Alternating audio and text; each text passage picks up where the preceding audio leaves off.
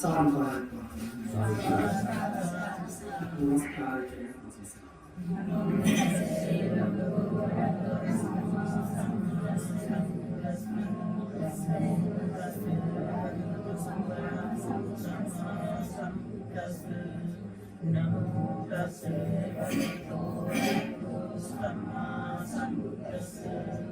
Buddham saranam gacchami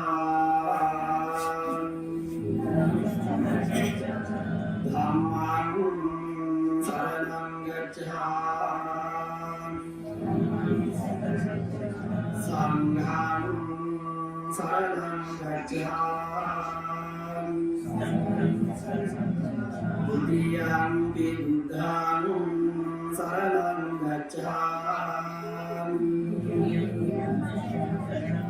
Dutiyampi dhammam saranam gacchami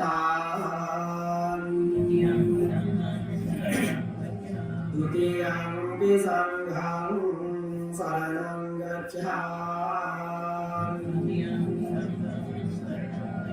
Tatiyampi buddham saranam gacchami Tatiyampi dhammam saranam gacchami Tatiyampi sangham saranam gacchami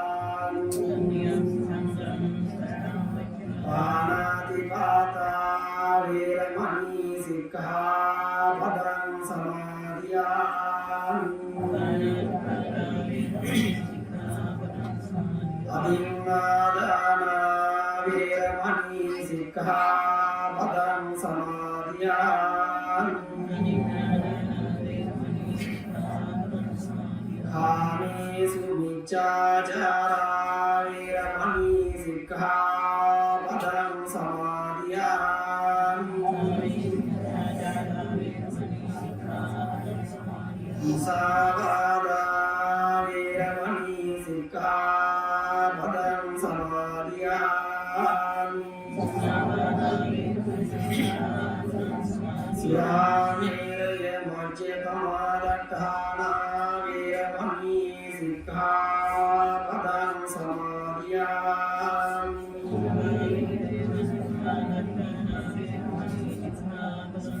Visaranena saddhim vanca sīlam dhammam sādhukam sudakhitam katva appanādena sampādīt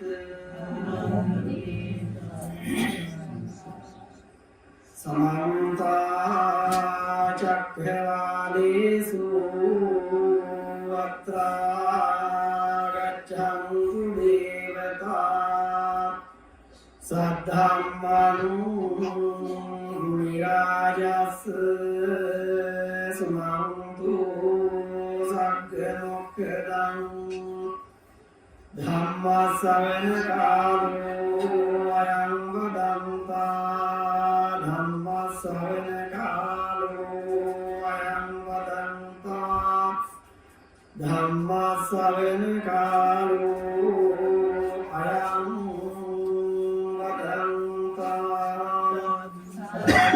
Namo tassa bhagavato arahato samma sambuddhassa Namo tassa bhagavato arahato samma sambuddhassa Namo tassa bhagavato arahato samma sambuddhassa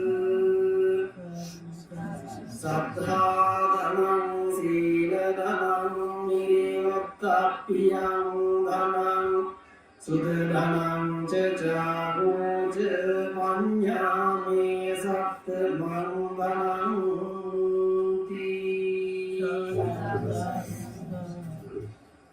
සදහැනවල වාසනාවන්ත කාමික පින්වත්නි මේ හැමදෙනාම සූදානම් බලාපොරොත්තු වෙන මීට වර්ෂයකට පෙර මිය පරලොව යන්නට ඉන්න තමන්ගේ ආදරණීය ස්වාමි දියණිය ආදරණීය මෑණියන් වහන්සේ ඥාතිවරුනි හිතවතිය WG කිරිමැණිකේ මහතාව සිහිපත් කරලා එතුමියට පරලෝක වශයෙන් පින්පෙත් අනුමෝදන් කරන්නට සිදු කරන ලබන ධර්මදේශනාමය පින්කමටයි ඔබ හැමදෙනාම සහසම්බන්ධ වෙලා සිටින්නේ. බලාපොරොත්තුව බණ අහලා ඒ තුලින් එකතු කරගන්න පුණ්‍ය ශක්තිය මිය පරලොවයන්ට යෙදුන ඥාතිවරියට අනුමෝදන් කරා. එහෙනම් මිය පරලොවයන්ට යෙදුන ඥාතිවරියට පුණ්‍යානුමෝදනා කරන්නට පුළුවන් වෙන විදිහට බණ අහන්න. මේ පුංචි වෙලාවක් තුල පැයකමාරක කාලය තුල වාඩි වෙලා එකතු කරගන්න පින් ටික තමයි අපි අවසානයේට ධම්මේ ඥාතිනාම් හෝතු සුඛිතාම් ඥාතියෝ කියන ගාථාවකින් කියනවා. මේ කර්මයන්ට මුල කීලරකේ මාතාව සමග තිබුණ ඥාතිත්වයේ සහ සම්බන්ධතාවයේ මත එවැගේම දුවදරුවන් එක්ක තිබුණ සහ සම්බන්ධතාවයේ මත ඔබ මේ පින්කමට සම්බන්ධ වුණේ එතුමියට පුණ්‍යානුමෝදනා කරන්නට නම් එතුමියට පුණ්‍යානුමෝදනා කරන්නට පුළුවන් වෙන විදිහට ධර්මානිසංසය කරාසී වෙන විදිහට බණ අහන්න. ඒ තමයි හිත කය වචනය කියන ద్వාරත්‍රය සම්වර කරගෙන බණ අහන්න. අද ධර්ම දේශනාව සඳහා මම වැඩම කරන්නට හේතුව අපේ මේ දිවසෙන් දිනන අපේ ප්‍රදේශයට විවාහපත් වෙලා සිටිනවා. ඒ දියණිය එමගින් මේ විවාහපත් වුණ අපේ සුළු අය සංගමස්කට වෙලා ඉන්න දෙපළම විහාරස්ථානයක් සමග බොහොම හිතවත්ව කුරුපගව කටයුතු කරන දායක කවුරුද? මහා සංඝරත්නයට එවැගේම විහාරස්ථානයට හිතවත්ව කටයුතු කරන දායක කවුරුද? මේක සිහිපත් කරන්නේ දෙමව්පියන්ගෙන් ලද ආවාසය නිසාමයි දරුවන් යහමඟට යහපත් දේවල් වලට හොඳ දේවල් වලට යොමු වෙන්නේ. ඒ නිසා ත්‍යාදර නීය මෑණියන්ට පුණ්‍යානුමෝදනා කරන්නට සිදු කරන ලබන ධර්ම දේශනාව සඳහා නම වැඩම කරන්නට යෙදුනේ ඒ සහ සම්බන්ධතාවයේ මත. එහෙනම් අපි වැඩි වෙලාවක් ගන්න නැතිව මේ පරිලවයන්ට යෙදුන ආදරණීය මෑණියන්ට ස්වාමි දියණියට ඥාතිවරියට පුණ්‍යානුමෝදනා කරන්නට පුළුවන් වෙන විදිහට අපි ධර්මානිසංස එකතු කරගන්න අපි ධර්ම දේශනාව සඳහා සම්බන්ධ වෙමු. කොච්චර වෙලාවක් බණහම බලාපොරොත්තු වෙනවා? කොච්චර වෙලාවක් බණහම බලාගෙන වාඩි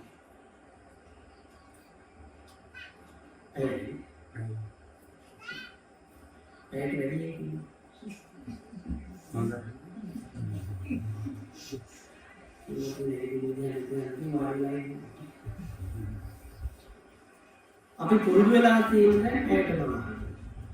එහෙනම් පැය ඉවර වෙච්ච ගමන් සමහරක් කට්ටිය කොරෝනා වෙනවා. ඒක කියලා හරියට වෙච්ච ගමන් ඉලා එක වෙලාවක් යනකොට එක විදිහකට පිළිබඳ ටිකක් ඇඹර වෙනවා. දැන් පුරුදුලා තියෙන පැයට. මේක බලමු. ටිකක් එහෙට මෙහෙට ඇඹර වෙනකම් පැයකමාරක් ගත වෙනකම් මේ කියන කරුණු හොඳට අහගෙන හිටියට විතරක් මදි. මේ අහන බණ ජීවිතයට ප්‍රායෝගිකව එකතු කරගන්න පුළුවන්. මම යතන මේක මෙහෙම ප්‍රශ්නයක් අහනවා. මේ වෙනකොට ජීවිතේ කොච්චරක් බණ අහලා තියෙනවද? කොච්චරක් මේ වෙනකොට බණ අහලා තියෙනවද? ඒ ප්‍රශ්නේ අහන්න බලන්න ගණන් මෙච්චර ගන්න අහපු බණ කොච්චරක්ද කියලා අපි ගණන් කරලා හැබැයි උදාහරණයකින් කියනවා ඉහි කෙස් ගන්නටත් වැඩිය බණ අහන්න තියෙනවා. අපි මේ පටන් ගන්නෙම නිශ්චයයේ බණ දාන්නේ. ඉන්ද්‍රයන්ගේ බණ කියලා. ඉන්ද්‍ර තියෙන වැඩ ටික කොහොම කරන්නේ? බණ අහන්නේ. එහෙනම් අහපු බණ කොච්චරද කියලා කියන්න පුළුවන්කම නිසා ඉහි කෙස් ගන්නටත් වැඩිය බණ අහන්න.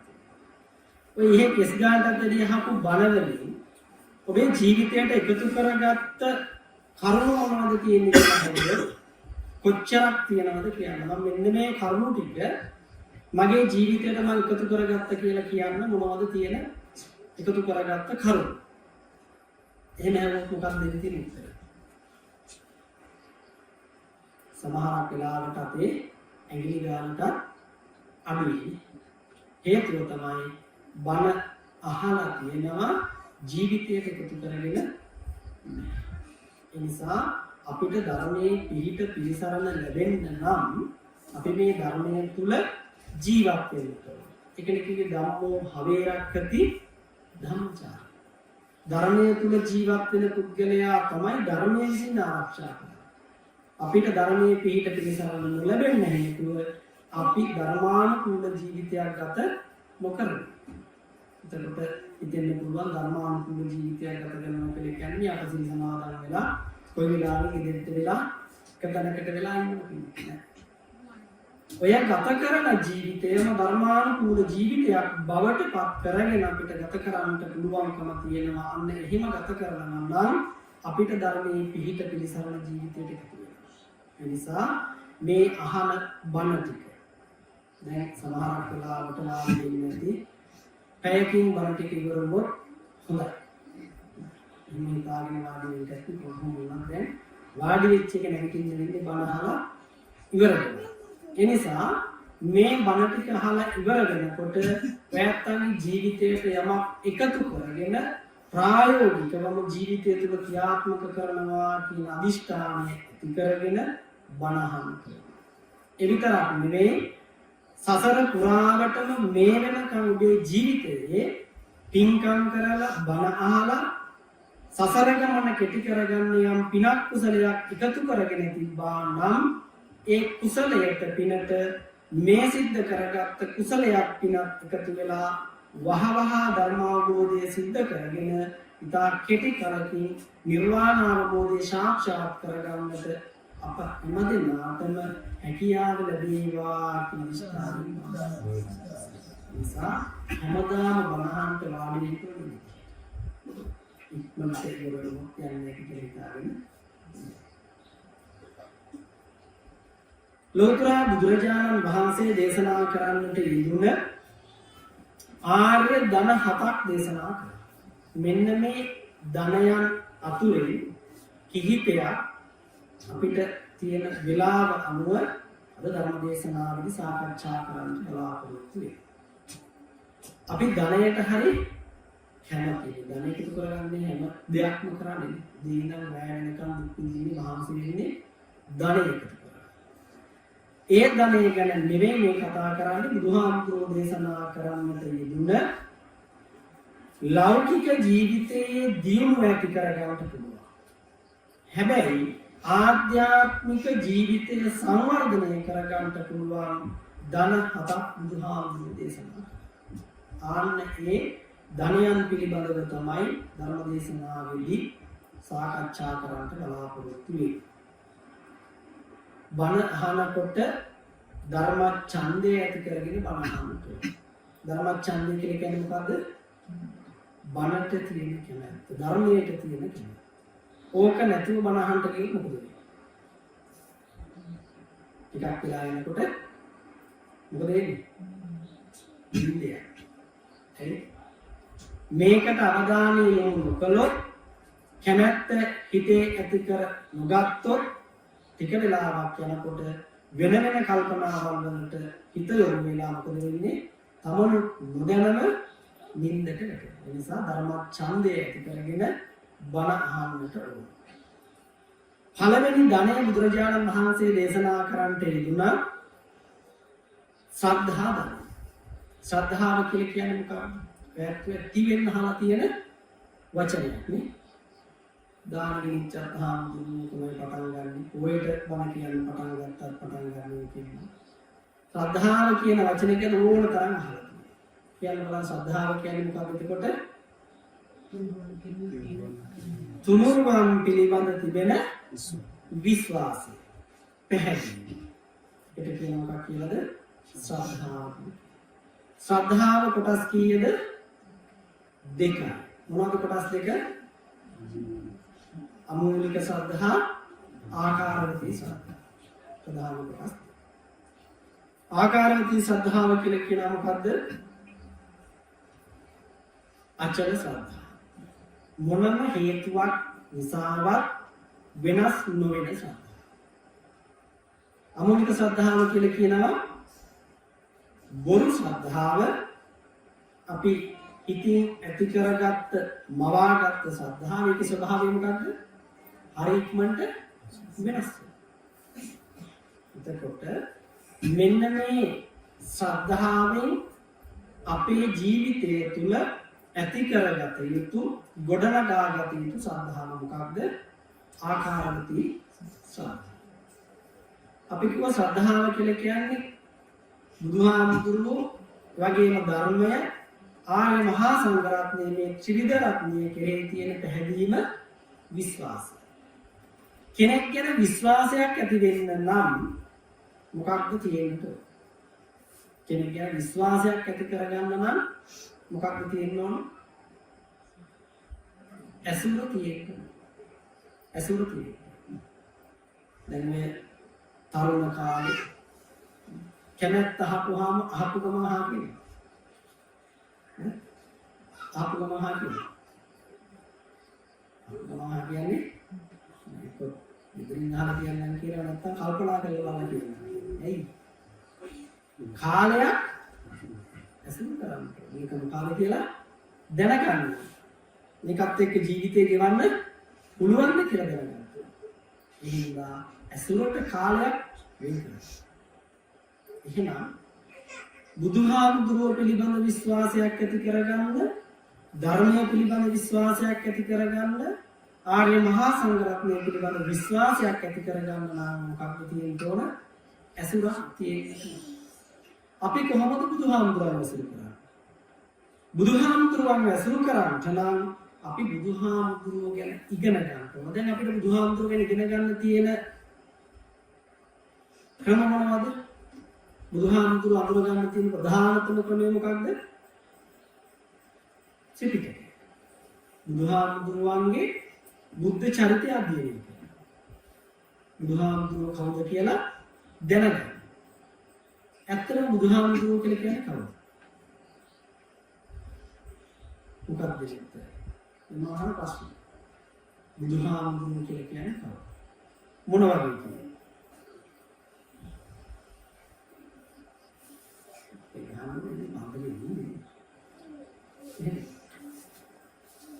බුදුහාමුදුරුවෝ කියලා කියන්නේ කවුද කියලා අහපුවාම අපිට බුදුහාමුදුරුවෝ ගැන කියන්න පුළුවන්.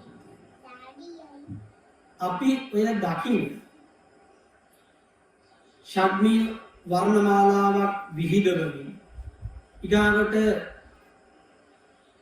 90ක් ව්‍යංජන ලක්ෂණ වලින් බබලන මහා පුරුෂ ලක්ෂණ වලින් යුක්ත වෙච්ච ඔය බුද්ධ රූපයම නෙවෙයි සැබෑ බුද්ධ.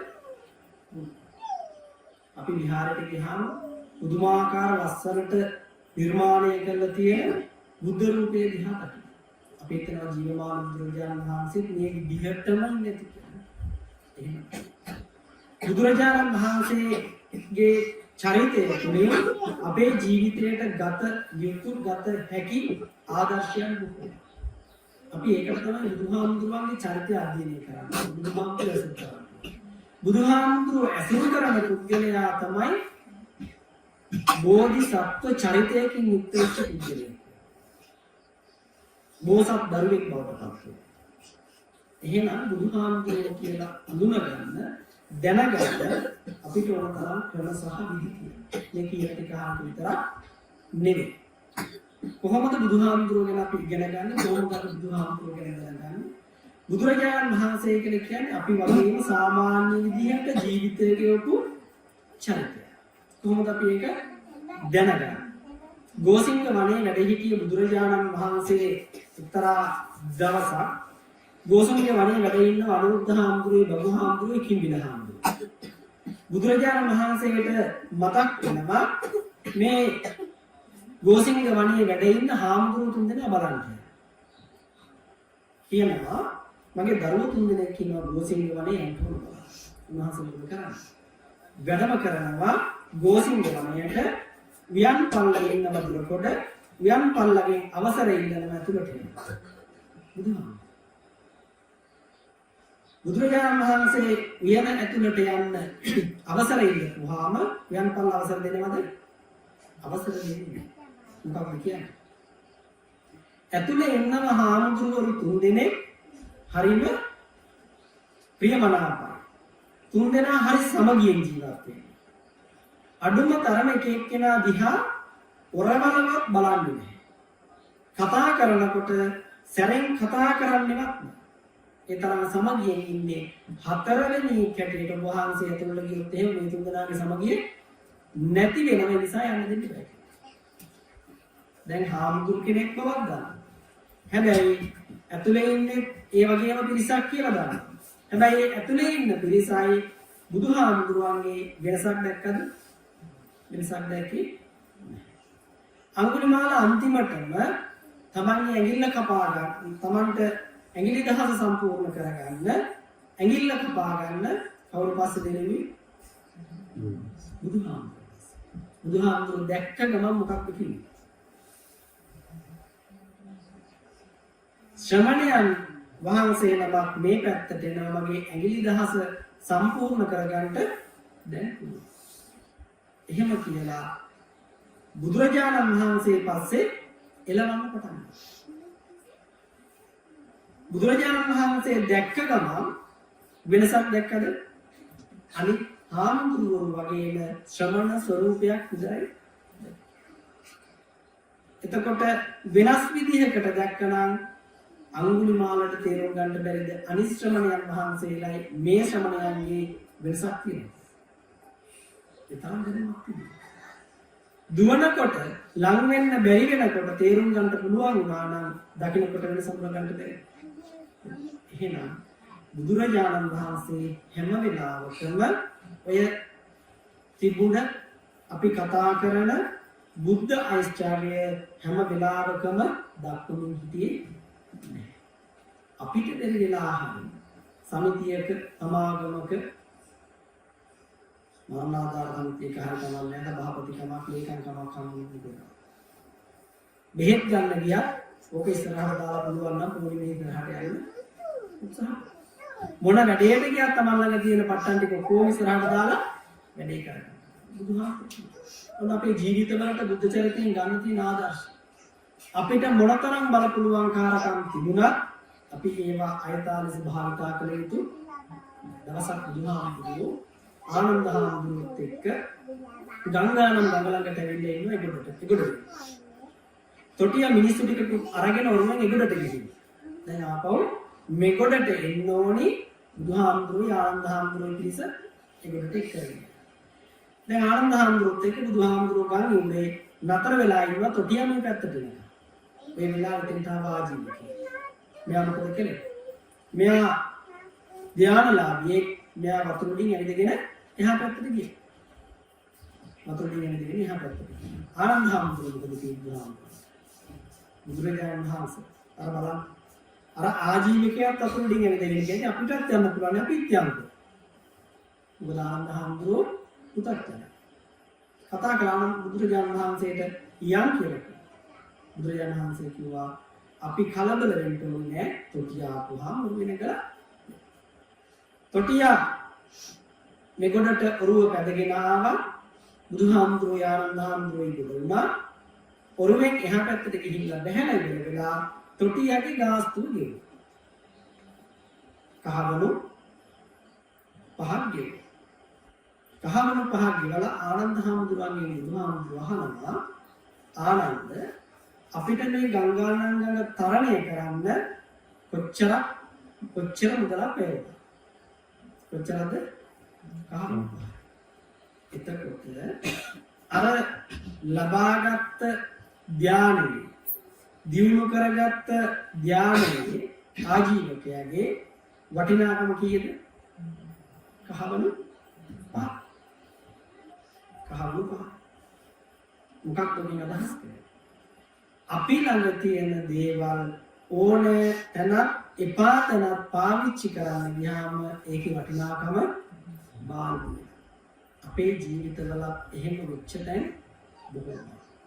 ඒ නිසා අපිට බුද්ධ චරිතයෙන් එකතු කරගන්න කාරණා බොහෝමයි. ඔය එක කාරණා. ඊගාවට බුදුරජාණන් වහන්සේ කියන්නේ කවුද? බුදුරජාණන් වහන්සේ වෙනුවෙන් අපි කරන පුද පූජාවන් මොනවද? මෙන්න මේ තුනත් අපි බුදුහාමුදුරුවෝ කවුද කියලා දැනගන්න. ශ්‍රද්ධාව කියන කාරණාව නැතිව දන් දෙන්න, බණ අහන්න, සිල් රකින්න, පින්කම් කරන්න මොන පින්කම කරන්නත් ශ්‍රද්ධාව තියෙනවා. ශ්‍රද්ධාව නැතිව කරන පින්කම ක්‍රියාවක් විතරයි. මහත්ඵල මහානිසංසගෙන දෙන, නියම ආනිසංසගෙන දෙන ක්‍රියාවක් බවට පත් වෙන්නේ නැහැ. සාමාන්‍ය විදිහේ ක්‍රියා මාත්‍රයක් පමණයි ශ්‍රද්ධාව ඇතුළත සිද්ධ කරන පින්කම. දැන් ඔක අපිට තේරුම් ගන්න පුළුවන් කමයක්. මොකක්ද? මෙතන ඉන්න අයගෙන් අත උස්සන්න බලන්න. හවසට බුදු පහන තියෙන ගෙදර. බුදු පහන. උදේට බුදු පහන තියෙන අය. කොහොමද හවසට බුදු පහන තියෙන්නේ? බුදු පහන තියෙනකොට වැයත්තන්ගේ නිවසේ ගෙදර හදලා තියෙන තැනේ හැටියට බුදු පහන තියන්නේ. පොඩි පීරිසියක් තියෙනවා. පීරිසියට නියම කරන්න. නැත්තම් මල් වට්ටිය පොඩි මල් වට්ටිය. උකට තමයි මල් ටික හදන්නේ. මල් වට්ටිය අරගෙන නැත්තම් පීරිසි තටුව අරගෙන ඔය පීරිසි තටුවේ තියෙන කරවෙච්ච මල් 4-5 විසි කරලා මල් ගහ ළඟට එනවා. මල් ගහ ළඟට ගියාම ගහෙන් එකයි පිරිලා මල්. දැන් මොකද කරන්නේ? පීරිසි තටුවට මල් ගහනවා. මල් 4-5ක් කඩනකොට මොකද වෙන්නේ? පීරිසි තටුව පිරිලා. අරගෙන පැන් ටිකක් කියලා බුදුහාමුදුරුවන්ගෙන් කියනවා.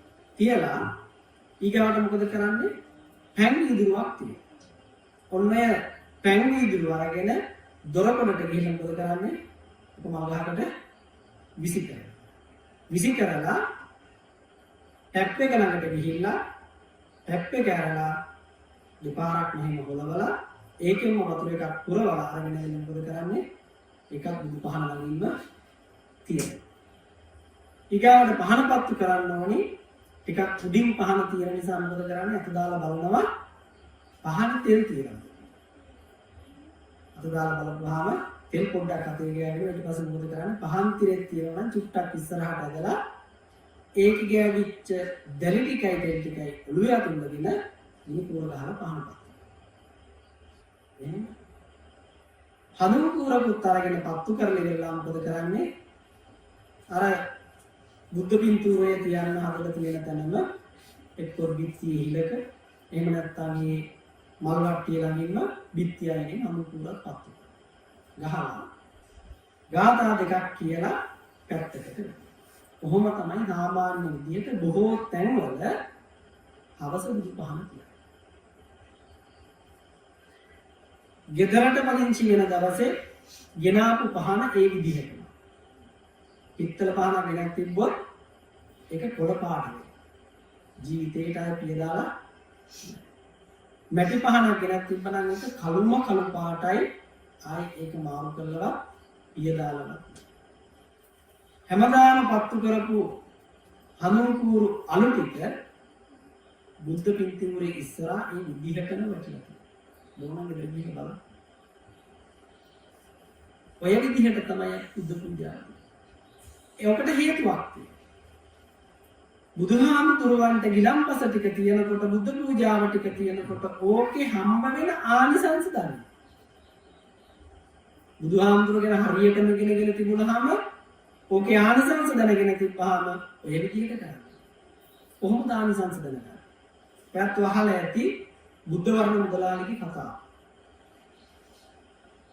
මුදලාලි කෙනෙක් හිටියාගේ නම බුද්ධ වර්ණ. මෙයා හැමදාම ගල් 500ක් අරගෙන වෙළඳාම්. වෙළඳාම ගිහිල්ලා බඩු විකුණගෙන ඇවිල්ලා ජීවත් වෙන එක දවසක් මෙයා වෙළඳාම යනවා ගල් 500ක් අරගෙන රෑබෝ වෙනවා වනාන්තරයේ ගල් ටික නවත්තලා සත්තු නිදහස් කරලා විවේක ගන්න හදනවා. ඒ වෙලාවේ ආරංචි වෙනවා මෙයාට බුදුහාමුදුරුවෝ එහා පැත්තේ මේ වනයේ එහා පැත්තේ ටිකක් ඈතට වෙන්න වැඩ ඉන්නවා කියලා. මොකද කරන්නේ? ඊළඟ බුදුරජාණන් වහන්සේට ගඳලා කියනවා ස්වාමීනි භාග්‍යවතුන් වහන්සේ මම වෙළඳාම යන ගමන් අද නිවාඩුවට විවේක ගන්න මම රාත්‍රී කාලේ නතර වුණා. අද රැයට දාන පූජා කරන්නේ මම. යුක්තප්‍රමුඛ මහා සංඝරත්නයට දාන පිළිගන්නවන්නේ අද මම. ඒ වෙලාවෙන් බුදුරජාණන් වහන්සේ සඳහන් කරන මේ වෙලාවට දානෙකට නෑ මේ වෙලාවට හොඳයි තියෙනවා නම් මොනවද? අම්බ පාන, ජම්බු පාන, චෝච පාන, මොදක පාන, සාලුක පාන කියලා පාන වර්ග 8ක් බුදුහාමුදුරුවෝ දේශනා කළා. මෙන්න මේ පාන වර්ග වලින් එකක් මොනවා හරි තියෙනවා නම් හොඳයි. මුදලාලිට මතක් වුණා කරත්තවල තිබුණ මිදි. මොකද කළේ? ඔක්කොම මිදි ටික එකතු කරලා මිදියුෂ හදලා පූජා කළා කාටද? බුද්ධත්වයට මහා සංඝරත්නයට හාසගිලන්පසක් හැටියට පූජා කළා. ඊට පස්වෙනිද උදේ පාන්දර පින් අනුමෝදන් වෙලා වෙළඳාම යන්න පිටත් වුණා. ටික දුරක් යනකොට පිපාසයක් ඇති වුණා. පළවෙනි කරත්ත බැලුව වතුර තියනවද කියලා නැහැ. දෙවෙනි කරත්ත නවත්තලා බැලුව වතුර තියනවද කියලා නැහැ.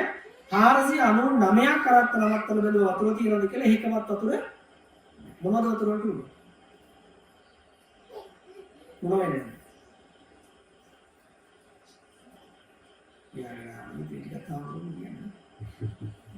මොනවා වෙන්නේ නැද්ද වතුර ටික? හවස ගිලම්පස ටික හැදුවේ. මිදි විෂ ටික හැදුවේ. එහෙනම් වතුර වෙනවා. අපි හැම පින්කමක් කරලා අවසාන මොහොතේ අන්තිමටම බලනකොට කන්න ටිකක් නැතුනොත් එන්නේ මොකද? කරපු පින්කම ඔක්කොම බුද්ධ වර්ණ මුදලාලි කේන්ති ගත්තේ නෑ 500 වෙනි කරත්තෙත් නවත්තලා බලුවා ඒකේ වතුර ටිකක් තියෙනවා. කරත්තකාරයා කියනවා මුදලාලි මේකේ කලේ අඩිය වතුර ටිකක් තියෙනවා තුලකට තෙමා ගන්නම් මේක ප්‍රමාණවත් කියලා. එහෙනම් දාලා දෙන්න කියලා කිව්වා කෝප්පෙට වතුර ටික අරගෙන අපි පිපාසෙ වැඩි වුණාම කොහොමද වතුර බොන්නේ? S2 පියාගෙන ඉන්නේ. පිපාසෙ වැඩි වුණා. S2 පියාගෙන අර කලෙන් ගත්ත වතුර ටික බොන්න පටන් ගත්තා.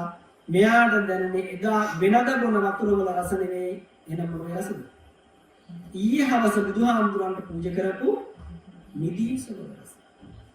මෙයා කල්පනා කළා කොහින්ද මේ කලයට නිදීස ආපහු කලයේ දිහා බලනකොට කලෙන් එකක් පිරලා තියෙනවා මොනවද? නිදීස. බඩ පිරෙන්න බිව්වා. කරත්ත 500ටම පුරව ගත්තා. හැමෝම බිව්වා. නමුත් අර පිරුණ කලෙන් පොට්ටක්වත් අරුණාද නිදීස අඩුයි. ඒ වෙලාවේ මහා හයියෙන් සාදුකාර දෙන බුද්ධ වර්ණ මුදලාලි කියනවා මොකක්ද? ඊයේ හවස බුදුහාමුදුරන්ට ගිලම්පස ටික පූජා කළා. ඒකේ ආනිසංස මට අදම හම්බුණා. එතකොට ඔය හවසට බුද්ධ වන්දනාව කරන්න තියෙන පැංගිරි දුරුව පිළිවෙලකට තිබ්බහම සංසාරේ පුරාවටම අපිට සාපිපාසාදී දුක්ඛයකටපත් නොවෙන්න ඕක හේතුවක් බවට පත් වෙනවා. එහෙනම් අපි කොහොමද පිළිවෙලකට කරන්නේ? ඒකට තව කතාවක් තියෙනවා.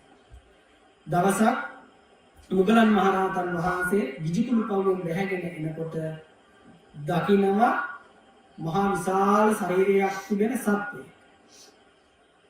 මේ ගෙටත් වඩා විශාල ආදරේ ධර්මශාලාවටත් වඩා විශාල මහා ශරීරයක් තියෙන සත්වයෙක්. අහල ඇති මේ සතා ගැන මෙයාට කිව්වා කවුරු කියලාද? අජගර කියලා. කට ඉදිකටු තුඩක් තරම් ශරීරය මහා විශාලයි. කට ඉදිකටු තුඩක් තරම්. අර මහා ශරීරයට වතුර මොකද තියෙන්නේ? අර මුංචි කට ඇකිලි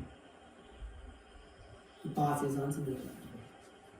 හැබැයි මරණයටපත් වෙනවද? වතුර නැති වුණා කියලා මැරෙන්නේ. ඔක තමයි අපාය.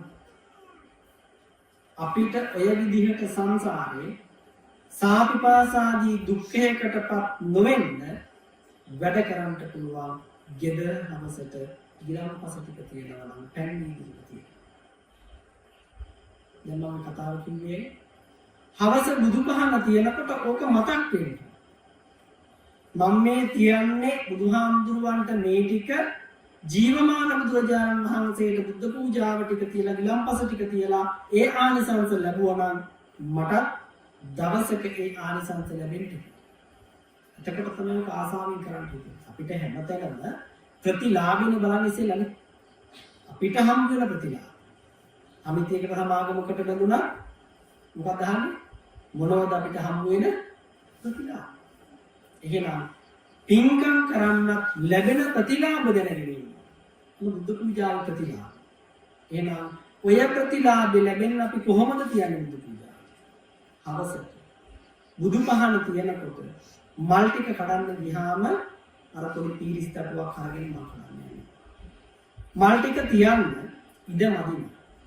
නැත්නම් හිතට කීකියන. පන්සලක් ඇවිත් කොට මල් කඩලා තියන්නේ. එහෙම සිතුවිලි. ඒකට කරන්න ඕන තරම් වැඩ තියෙනවා. පින් කරනකොට පොඩියට කරන්න පටන් ගත්තාම ටික දවසක් ඕක කරනකොට ශ්‍රද්ධාව වැඩි වෙනකොට පින මෝරනකොට පින වැඩි වෙනකොට මොකද වෙන්නේ? ඕක තව තව ලස්සනට කරන්න. ඔය විදිහටම පහන තියෙන තැනින් යටින් එල් රැකට් දෙකක් ගහලා වීදුරු කෑල්ලක් දාලා ලෑලි කෑල්ලක් දාලා වෙන මාසයක් හදාගන්න පුළුවන්. හවසට මල් ටික කඩලා ඒ හදාගන්න ලෑල්ලේ දාලා තියෙන වීදුරුවේ වෙන මුකුත් තියන්නේ නැතුව මල් විතරක් වුණා. මල් ආසන. බුදුන්ට පූජා කරා. අසුරු මහා ශ්‍රාවකේ ඊගාවට රහතන් වහන්සේලා බුදුරජාණන් වහන්සේලාගෙන් නියත විවරණ ගද්දී ඒ හැමදෙනා වහන්සේම කරපු පින්කම් අතර එකක් තමයි මල් පූජා.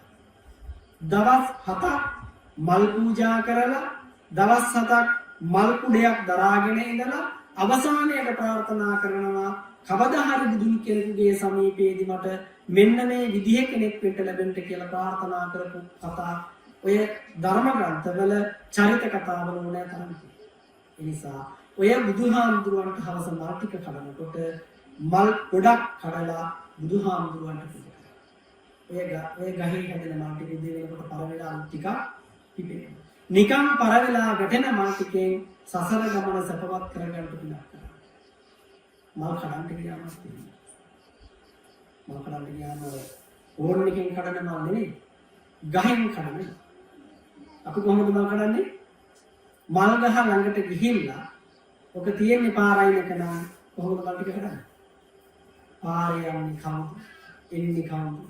එක්කොත් වැට ළඟට ගියොත් අල්ලපු වත්තේ එහා පැත්තේ ගෙදර මොනවද වෙන්නේ? ඔය ටික බලලා මල් ටික මල් ටික කඩන කොට බුදුහාමුදුරුවන්ගේ බුදුගුණ සිහිපත් කරන්න ඉතිපිසෝ ගාථාව කියමින් මා කරනවා. මල් ටික මල් වට්ටිය අහුරන කොට ඉතිපිසෝ ගාථාව කියමින් මා කරනවා. අහුත් මල් ටික අහුරන. අපිට පින් කරන්න වෙලාවක් නැද්ද? ඔයදී ඇයි ඔය ටික කරන්නේ? අපිට පින්වන්ත ජීවිතයක් ගත කරන්න මහා පින්කම් කරන්න යන්න ඕනේ. ඔය ටික කරනකොට පින මතු වෙනවා පින් කරන්න හිතෙනවා.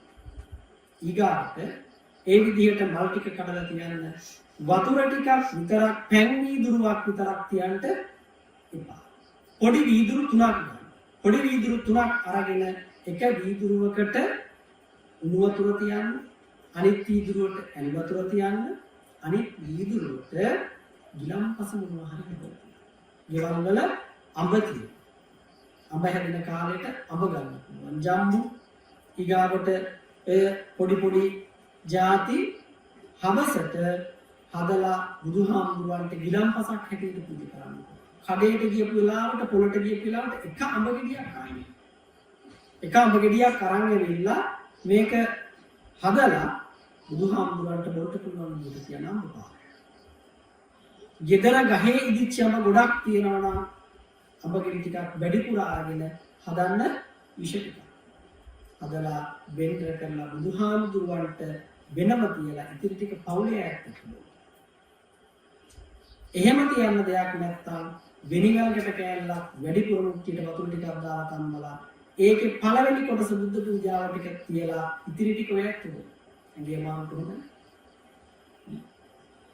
ඖෂධ පූජාව. දැන් ඔය විදිහට අවශ්‍ය බුද්ධ පූජාව ගිලම්පස ටික තියන්න බැරිද?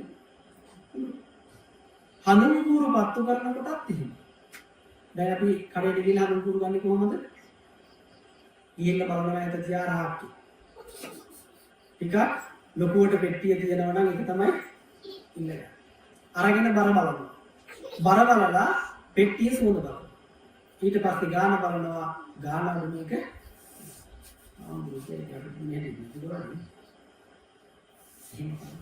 හැබැයි එහෙම වුණාට ගණන් වැඩි වුණාට කමක් නැහැ.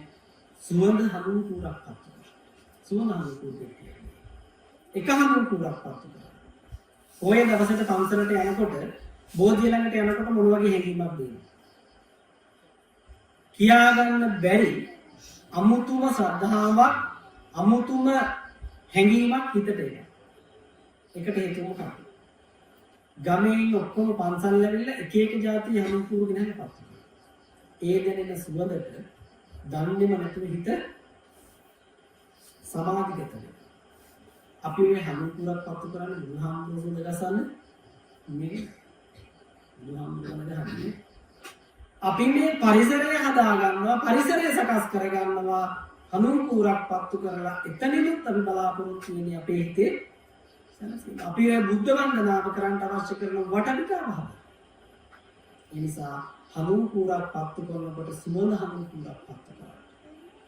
ඔය විදිහට හවසට බුදු පහන තියන්න පුළුවන් නම් ගිලම්පස ටික තියන්න පුළුවන් නම් ඕක අපිට සාංශාරික ගමන සපුවත් කරගන්න ආමුදුරු දහස් ගණන් වඩා දන් දෙනවට වඩා දුර බැහැර ගෙවාගෙන ලක්ෂ ගණන් වියදම් කරගෙන දීලා කරන පින්කම් වලට වඩා වැඩි පිනක් ඔන්න ඕක අවබෝධයෙන් සිද්ධ කළාම අපිට කරගන්න ඊගාට උදේ අපි කියන කතාවක් බුද්ධ වන්දනාව කරන්න වෙලාව මදි. එහෙමනේ බුද්ධ වන්දනාව කරන්න වෙලාව මදි. හෙට ඉඳන් කරන්න විදිහක් තියෙනවා. අපි හැම වෙලාවකම අපේ ජීවිතයේ කරන වැඩ අඩු කරගන්න අපේ නිදහසට අපි කතා හදාගන්න. නිදහසට උත්තර අපි හදාගන්න. මොකක්ද හදාගන්න උත්තරේ? උදේ පාන්දර තියෙන වැඩ ටිකත් එක්ක ළමයි ඉවර ටිකත් එක්ක කරන්න වෙලාවක් නැහැ. හැබැයි අපි උත්සාහ කරන්නේ නැහැ වෙලාව හදාගන්න. හෙට ඉඳන්. උදේ නැගිටින්නේ 5ට නම් හෙට උදේ ඉඳන් 4:45ට නැගිටින්න. වැඩිපුර විනාඩි කීයද? 5. 4:45. වෙනද කරන වැඩ ටිකේ විදිහටම කරගෙන යන්න 6 වෙනකොට විනාඩි කීයක් ඉතුරුයිද? විනාඩි 15ක් ඉතුරුයි. ඒ විනාඩි 15 උදේ බුද්ධ වන්දනාව කරන්න හොඳට ඕන ප්‍රමාණය. උදේ පාන්දර නැගිටගෙන අම්මලා කුස්සියට ගිහින් මොකද කරන්නේ? වතුරේ පිළිපී තියෙන්නේ. ඇයි වතුරේ පිළිපී තියන්නේ? රසට තේ ටික හදලා මහත්යාගේ නෝනාගේ දරුවන්ගේ කෝප්ප වලට වක් කරලා බොනකොට මතක් වෙනවද කියලා තව කොහොමද? ආනන්දකට දෙවියන් මතක් වෙනවා. මතක් වෙනකොට කොහොමද තියන්නේ? දුරාම් ප්‍රේමින් කියලා මතක් වෙනවා. තියනවද කියලා පස්සේ. උදේට තේ ටික හදනකොට බුදුහාමුදුරුවන්ටත් ගිලම්පස ටික තියන්න පුළුවන්. කොහොමද? අර උදේ පාන්දර නැගිට ගමන් නිදියෙන්නේ බුදුහාමුදුරුවන්ට යන්න ඕනේ. මූණ පොඩ්ඩක් හොදගෙන ඇඳුම මාරු කරගෙන බුදුහාමුදුරුවන්ට පූජා කරපු අර ගිලම්පස කෝපතුන අරගෙන ඇවිල්ලා හොදලා උණු පැන් එකයි එල් පැන් එකයි තියලා ගිලම්පස හදලා ළමයින්ටත් එක්ක ඔක්කොටම තේක හදන තැන බුදුහාමුදුරුවන්ගේ කෝපෙත් තියන්න. තේ ටික ඔක්කොටම හදලා ඒකේ පළවෙනි කොටස වක් කරන්න කාටද? බුදුහාමුදුරුවන්ට. ඉතින් ටික නැත්තම් කෝපුවා. දැන් බුදුජාවෙන් කළා ඉවරයි. ඔය වෙන් කරපු ගිලම්පසේ කරගෙන ගිහිල්ලා බුදුහාමුදුරුවෝ ළඟට ගියා. ඇල්පැන් එකයි උණු පැන් එකයි තියලා මල් කඩන්න වෙලාවක් නැත්තම් පරමල් ටික අයින් කරලා පහන පත්තු කරලා පන්සිල් පද පහ සමාදන් වෙලා මේ පිළියෙල කළ ගිලම්පස බුද්ධ පූජාව බුදුරජාණන් වහන්සේට හිමිදිරි උදෑසන ගිලම්පස බුද්ධ පූජාව වශයෙන් පූජා කරන පූජා වේවා කියලා සාදු කියලා එන්ට ගාථා කියන්නේ නෑ. දැන් ඔය ටික මේ විනාඩි 15 කරන්න පුළුවන්ද බැහැ? එහෙනම් අපි නිදහසට අපි කරුණු හදාගන්න එක බැහැ. අපිට පුළුවන් බුදු පූජාව ටික තියන්න. දාන ටිකක් තියෙනවා. බුදු පූජාව තියන්න දාන ටිකක් තියෙනවා. බුදුහාමුදුරුවන්ට බුදු පූජාව තියන්න අර පුංචි පාත්‍ර දෙක තුනක් විතර ගෙනල්ලා. ළමයින්ගේ කෑම පෙට්ටියට කෑම ටික බෙදන්න කලින් උක්මන්ට ඉස්සෙල්ලා බුදුහාමුදුරුවන්ගේ පාත්‍රයට දාන ටික බෙදලා පැත්තකින් තියලා ළමයින්ගේ කෑම පෙට්ටි වලට කෑම ටික දීලා මහත්යගේ කෑම ටික හදලා ටික ඉවර කරලා අවසානයේට අර වෙන් කරපු බුද්ධ පූජා බුදුහාමුදුරන්ගේ කියලා ගාථා කියන්න ඕනේ බුදුහාමුදුරන්ට දැසන දාන වේලක් හැටියට බුද්ධ පූජා පූජා වේවා කියලා දැන් බුද්ධ පූජාව තියෙන්නේ නැද්ද තියෙනවා. ඔය විදිහට අපිට ගෙදර බුද්ධ පූජාව තියන්න පුළුවන්. ගෙදර බුද්ධ වන්දනාව කරන්න පුළුවන් නම් අපි මහන්සි වෙලා දුර බැහැර ගිහිල්ලා කරන පින්කම් වලට වැඩි ආනිසංසයක් ගෙදර ඉඳන් අපිට කරගන්න. එනිසා ඒක අවබෝධයෙන් කරන්න. ඒක කරන්න බුදුහාමුදුරුවෝ ගැන දැනගෙන තියෙනවා. ශ්‍රද්ධාවෙන් කටයුතු කරන්න. එනිසා බුදුහාමුදුරුවෝ කවුද කියලා ඉගෙන ගත්තාම බුදුහාමුදුරන්ට ගිලම්පස ටික තිබ්බාම අපිට හම්බ වෙන විපාක මොනවද කියලා දැනගත්තාම අපිට පින් කරන්න ඉතින්. එනිසා බුදුහාමුදුරුවෝ ගැන ඉගෙන ගන්න. ධර්මය ගැනත් ඒ විදිහම. ධර්මය හරියට අවබෝධ නොකොට ගත්තොත් මොකද වෙන්නේ? ධර්මය හරියට සර්පයා වගේම තමයි. සර්පයන් කොහෙන්ද අල්ලගන්න ඕනේ අල්ලනකොට? කොහෙන්ද? නැටපැත්ත. නැටපැත්තෙන් අල්ලගත්තොත් මොකද වෙන්නේ? අනිත් පැත්තෙන් හරියට අල්ලගන්න කොහෙන්ද? ධර්මයක් ඒ විදිහම හරිතනින් අපි අල්ලගත්තේ නැත්නම් මොකද වෙන්නේ? අපිට අපාගත වෙන්න තියෙන ඉඩකඩ බොහෝම. ඒ නිසා ධර්මය අපි අහන්නට ඕන බල අහන්නට ඕන. අහලා විතරක් මදි ඒවා ප්‍රායෝගිකව ජීවිතයට එකතු කරගන්න ඕන. එතකොට අපිට ඔය තියෙන දේවල් වලින් ගැලවෙන්න පුළුවන්. ඒ නිසා ඔබට එක උදාහරණ කතාවක් විතරක් කියන්න. අපි ධර්මය හරියට ඉගෙන ගත්තා. අපි කතා කරන්නේ බුදු පූජාව කියන එක ගැන. අපි දැනගෙන නෙමෙයි අපි පව් පුරව ගන්නේ නොදැන. දැන් කතාවක් තියෙන ලස්සන උපාසකම්ම කියන උපාසකම්ම වයසයි 4 පොයකට සිල් ගන්නවා ළමයි උදව් කරනවා. හැම පොයකටම වර්ණලි මහා සෑය ළඟට ගිහිල්ලා සිල් ගන්නවා. මෙච්චර පින්කම් කරපු මේ උපාසකම්මා මේ පරිලව යනවා. මේ පරිලව ගියාම දරුවෝ කල්පනා කරන අපේ අම්මා 4 පොයටම සිල් ගත්ත හැම වෙලාවකම බණ භාවනා කළා. පින්කම්මයි කලේ අනිවාර්යෙන්ම උත්තර උපදින්නට යම්කින් පින් කරන්න ඕනේ නැහැ. දවසක් පුතා පාරේ යනකොට කතා කරනවා නම කියලා කටහඬින් මෙයා දැනගත්තා මේ අම්මගේ කටහඬ. මෙයා හිතුවා අනිවාර්යෙන්ම අම්මා හොඳ තැනක ඉඳගෙන මට කතා කරනවා. මෙයා ඉක්මනට ආපස්සට උත්තර දීලා අහනවා අම්මේ මට අම්මව බලන්න ඕන. එහෙනම් පේන්නේ. ඒ වෙලාවේ කියන පුතේ පේන්න එන්න නෙවෙයි මට පින් අනුමෝදන් කරන්න. මම ඉන්නේ පින් අඩු තැනක. අම්මේ 4 පොයටම සිල් සමාදන් වෙලා බණ අහලා හැම වෙලාවකම පින්කම් කරපු අම්මට එහෙම වෙන්න විදිහක් නැහැ. එහෙම නැහැ පුතේ. මගේ අතින් වරදක් වෙලා තිබුණා අවසාන මොහොතේ මට ඒක තේරෙන්නේ අවසාන මොහොතේ මට ඒක මතක් වුණේ ඒකේ විපාක මම දැන් ඉඳිනවා මට පින්වන්න ඕන. මොකක්ද කරපු අකුසල කර්ම? හැමදාම සිල් ගන්න ගියාම අපේ අත්තන්ට තියෙන ලෙඩක් තියෙනවා මොකද්ද? උන්දේම. කකුල් දෙක නමාගෙන.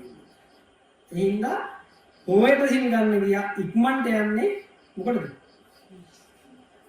කණුවක් අල්ලගන්න විත්තියක් ළඟ තැනක් ගන්න. මේ පාදකම්මත් සිල් ගන්න ගියා. ඉහිල් ඉවරලා මොකද කරේ? තුනටි අමාරු. කොන්දේ අමාරු තිබ්බ නිසා විත්තියට හේතු වෙලා තාප්පෙට හේතු වෙලා මහා සෑය පැත්තට කකුල් දෙක දාගෙන භාවනා. බණ ඔපික. දැන් ඒක කලේ හිතලද? දැන් මේක බණහන් ගියාම ධර්මශාලාවට ගියාම බලන්න පොයේ දවසේ ඔක්කොම ටික කකුල් ටික දික් කරගෙන ඉන්නේ කොයි පැත්තටද? ඉස්සරහ. බණ කියන පැත්තට. පින්කමද කරන්නේ? නොදැන කරගන්න අකුසල කරන. ඔය විපාක දෙන්නේ. ඒ නිසා අර අම්මා කියනවා මම නොදැන කරපු අකුසල කර්මය තමයි මහා සෑය පැත්තට මොකද කළේ? කකුල් දාගෙන කකුල් දික් කරගෙන. දැනගෙන නෙමෙයි කළේ විපාක හම්බුනේ නැද්ද? හම්බුනේ. එහෙනම් අමාරු උනත් අපි පින් කළ යුතු වෙනවා හරියට.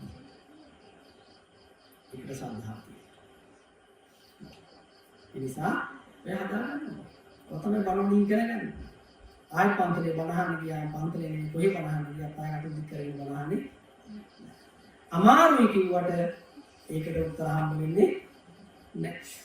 ඒ නිසා අපි යම් වැඩක් කරනකොට ඒක ගැන හොඳ අවබෝධයකින් විශ්වාසයකින් කටයුතු කරන්න.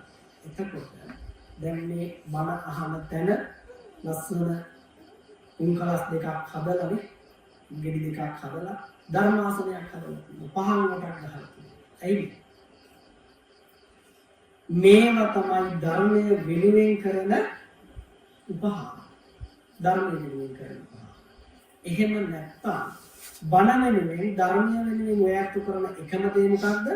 පිරිකරක් අතගස්සලා පූජා කරන එක විතරයි. ඒ හැරෙන්න ධර්මය වෙනුවෙන් කරන පහාර මුකුත්ම නැහැ. ඒ නිසා මේ ධර්මාසන හදන්නේ ලස්සනට නිර්මාණය කරන්නේ මේ අපිට වාඩි වෙලා පොතගාලා Facebook දාන්න එයත්න්ට පින් කරගන්න. එයත්න්ට පින් කරගන්න. බුදුරජාණන් වහන්සේගේ කාලේ හිටිය කුජුත්තර උපාසිකාව බුදුරජාණන් වහන්සේගෙන් බණ අහලා ධර්මය අවබෝධ කරගෙන අන්තිමටම දේවියට බණ කියන්න රජමාලිගාවේ දේවියට බණ කියන්න ගියාම ඇය කියනවා බණ කියන්නම් තේරුම් කරලා දෙන්නම් හැබැයි මං වෙනුවෙන් කළ යුතු ටිකක් තියෙනවා. මොනවද කරන්න කියලා? මේ දාසිය බණ අහලා සෝවාන් වුණා. දේවියට බණ කියන්න නම් හොඳ උස ධර්මාසනයක් හදන්න. ධර්මාසනයක් හදන්න. හොඳ සුවඳ පැනින් නාවල අලුත් වස්ත්‍ර අඳින්න. මේ දාසියක් රාජ දේවියකට බණ කියනවා. දැන් ඔයත් මේ කරන්නේ ධර්මයේ වෙනුවෙන් පහාරය. තිබ්බ කුටු ටික ඔක්කොම එළියෙන් තියලා බිම වාඩි වෙලා බණ. ධර්මයේ වෙනුවෙන් කරනවා. ඒ නිසා මතක තබා ගන්න. දෙහත් වට්ටියක් පූජා කළා බණට ආරාධනා කළාම කල්ප 8කට ආනිසංස හම්බෙනවා. වාඩි වෙලා හරි විදියට නිවැරදිව හිත එක තැනක තියාගෙන බණ අහුවාම කල්ප 9කට ආනිසංස හම්බෙනවා. ඒ හින්දා තමයි කිව්වේ සබ්බ දානං ධම්ම දානං ජිනාති සියලු දානයන් පරදවලා අභිභවනය කරලා ලබන තුන්ව දානය මොකක්ද? ධර්ම දානය. ඒ හින්දා තමයි බණ කියලා දාන දීලා පින්වලෝදා කරේ. ඒ නිසා ධර්මයේ තියෙන වටිනාකම ඉච්චරයි. ඒ නිසා ධර්මයේ තියෙන වටිනාකමක් තේරුම් අරගන්න ඕන. එක ශ්‍රද්ධාවට පිටිවහලක් වෙනවා. ඊගාව කාරණාව තමයි මොකක්ද? මහා සංඝරත්නය. හාමුදුරුවෝ එහෙම නේ. හාමුදුරුවෝ ගැනත් අපි හරියට අවබෝධ කොට ගත්තොත් පව් පුරව ගන්න තැන් බොහෝ. බුදුහාමුදුරුවෝ දේශනා කළානේ පොඩි කියලා නොසලකා හැරිය යුතු නොහැරිය යුතු 4 දෙනෙක් සඳහන් කරනවා. කවුද 4 දෙනෙක්? රාජකුමාරයයි, නයිපැටියයි, ඉන්දරයි, පොඩි හාමුදුරුවෝ. නයිපැටිය කියලා දෂ්ට කළොත් විස නැද්ද? නිසා ගින්දර පොඩි කියලා නෑ ඇල්ලුවොත් මොකද වෙන්නේ? පිච්චෙන්නේ. ඊගාවට රාජකුමාරයා පොඩි කියලා නෑ එකත් එක්ක සෙල්ලම් දාන්න යන්න හොඳ නෑ. රජ වෙච්ච දවසම මොකද කරන්නේ? ඒක එකේ අවිය ගන්න. පොඩි හාමුදුරුවෝ එහෙමයි මොකක්ද කියන්නේ?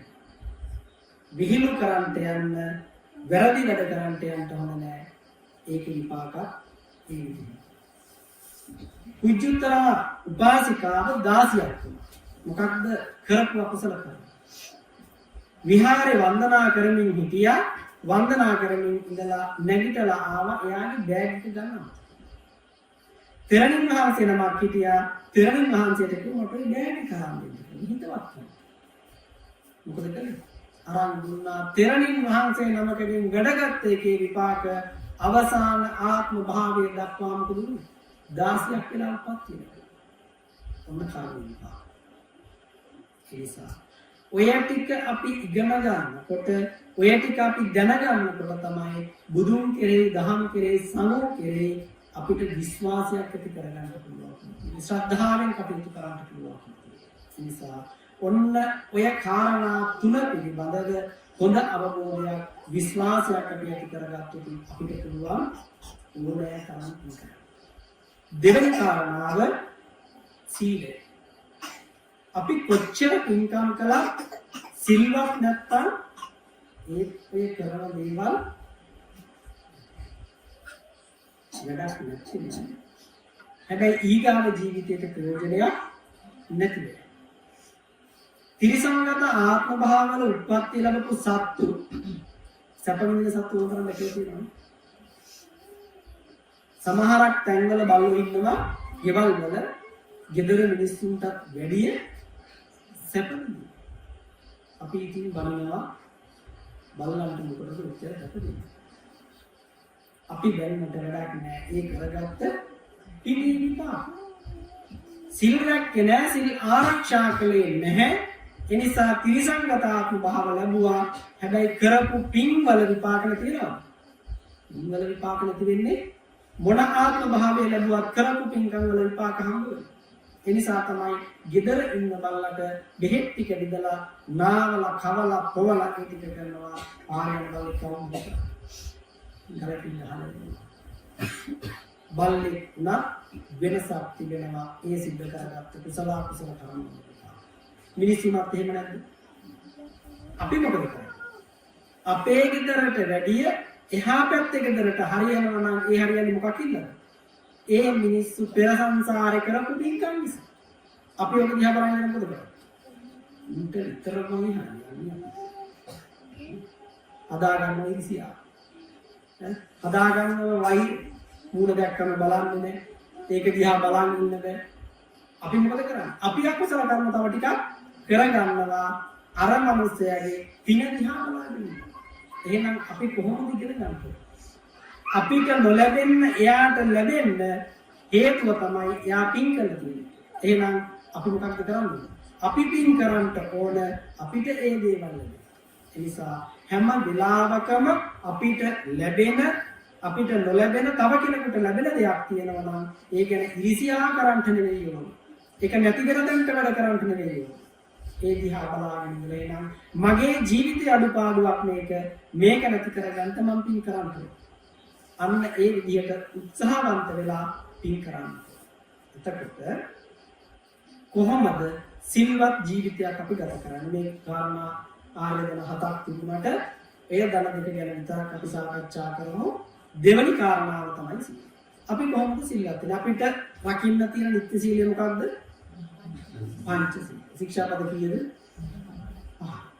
ඔය ශික්ෂාපද 5 අපිට පුළුවන් ජීවිතේ සුගතිගාමී තැනට අරගෙන යන්න පහකට තමයි. ශික්ෂාපද 8ක් සමාදන් වෙලා ඒකම රැකගෙන ඉන්න ඕන කියලා එකක් නෑ. ඔය ශික්ෂාපද 5න් අපිට පුළුවන් සුගතිගාමී. දැන් ඔයත් අනිකින් අහපුවාම ඔය සිල්පද ටික සමාදන් වෙලා රකින්න වෙලාවක් තියෙනවද කියලා හම්බ වෙන උත්තරේ තමයි නෑ කියන්නේ. දැන් මම ඉස්සෙල්ලා මුලින්ම කිව්ව ශ්‍රද්ධාව ගැන කතා කරද්දී උදේ පාන්දර බුදුපහන තියලා පන්සිල් පද පහ සමාදන් වෙන්න පුළුවන් කියලා නේ. පන්සලට දුවන්නේ නැහැ. තමන්ට තනියෙන් පන්සිල් පද පහ සමාදන් වෙන්න. අන්නේ පන්සිල් පද පහ සමාදන් වෙලා ඔබ අදිෂ්ඨානයක් කරන්න අද දවස තුල මම මේ ශික්ෂාපද පහ රකින්න. එච්චර. එතන ඉඳන් දවසේ තියෙන වැඩ ටික ඔබ කරන්න. දවසේ තියෙන වැඩ ටික.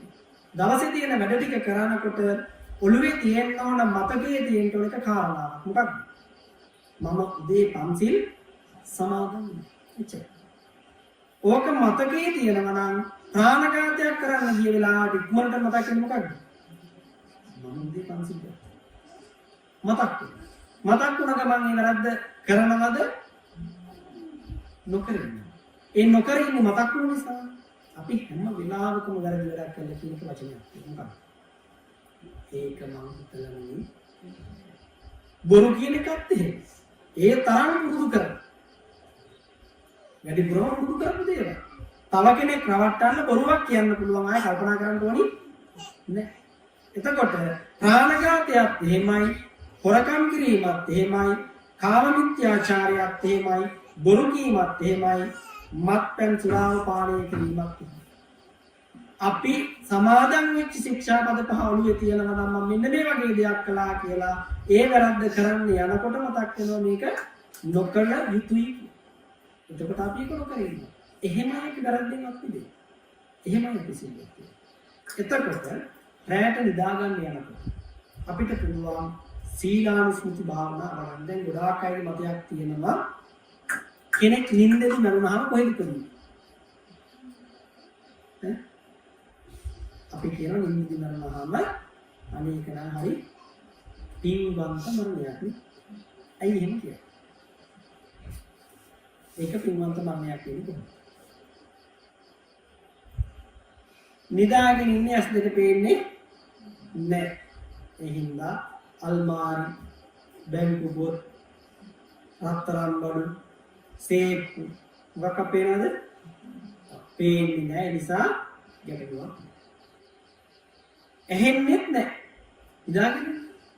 එතකොට දුරුලගේ පුතාලගේ ශබ්ද, ගෙදර වාහනවල ශබ්ද, කබඩ් අරින වාහන ශබ්ද යම් පුතෙන්නේ. ඒ නිසා අපි හිතාගෙන ඉන්නවා අනේ නිින්දෙදි මරුණොත් නම් හොඳ තැනකම තමයි උපදින්නේ. හොඳ තැනකම තමයි උපදින්නේ. ඔකට උත්තරේ අපි ළඟම තියෙනවා. ඔයතරට හීනෙන් බය වෙන්නේ නැද්ද? ඒ හීනෙන් බය වෙන අතම හඳන්නේ නැද්ද? ඇයි බය වෙන්නේ? මොකක් හරි නරක දෙයක් දැක්කා. නරක දෙයක් දැකලා හිතේ බයක් ඇති වෙලා අවදි වෙනවා නම් එතකොට හිතේ හොඳ දෙයක් තියෙන්න පුළුවන්ද?